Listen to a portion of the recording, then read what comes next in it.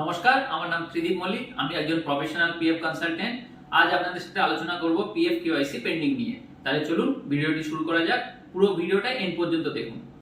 যদি আমাকে জিজ্ঞাসা করা হয় পিএফ কর্মচারীদের সবথেকে বড় সমস্যা কি, তাহলে সেটা হলো পিএফ কর্মচারীদের তার কোম্পানি তাদের bank KYC, pan KYC update করে না। আর এই সমস্যাটা এতটাই বড় যে এটা নিয়ে আলোচনা করব। তাহলে চলুন শুরু করা যাক। এখানে তিনটে পার্টি হয়। প্রথম পার্টি হচ্ছে পিএফ অফিস, দ্বিতীয় পার্টি হচ্ছে আপনার কোম্পানি, তৃতীয় পার্টি হচ্ছে আপনি নিজে। আপনাকে পিএফ অফিস ডিরেক্টলি চেনে না।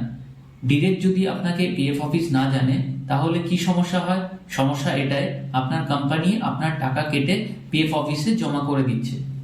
আপনি নিজে গিয়ে যদি পিএফ অফিসে বলেন এই টাকা আপনার, তাহলে পিএফ অফিস দেবে না।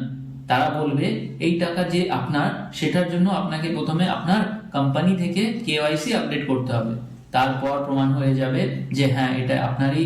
আপনি যখন এই টাকা নিতে আসবেন তখন আপনার কোম্পানিকে ছাড়াই আপনাকে পিএফ বের করে দেওয়া হবে। সেটা পিএফ অ্যাডভান্স হোক, ফর্ম 31, বা পুরো টাকাই হোক, ফর্ম 19, 10C, যেটা খুশি। এটা বোঝা গেল? তো আপনি নিজেই ডিরেক্ট পিএফ অফিসে আপনার ডকুমেন্টস আপডেট করতে পারবেন না। এর জন্য এমপ্লয়ারের দরকার পড়ে। এবার এই এমপ্লয়ারের সমস্যা হলো, আপনি যখন জয়েনিং করছেন তখন আপনি আপনার ডকুমেন্টসগুলো আপনার যে ভেন্ডার বা ঠিকাদার আছে তার কাছে আপনি আপনার ডকুমেন্টসগুলো জমা করছেন। তিনি যদি আপনার ডকুমেন্টগুলো আপনার কোম্পানির কাছে না পৌঁছায় তাহলে কেওয়াইসি আপডেট হবে না। এরপর বড় কোম্পানি অর্গানাইজেশনে কিছু প্রসেস থাকে। এইচআর বা পিএফ সংক্রান্ত আলাদা ডিপার্টমেন্ট থাকে, তারা এই ডকুমেন্টগুলো অ্যাপ্রুভ করে থাকে।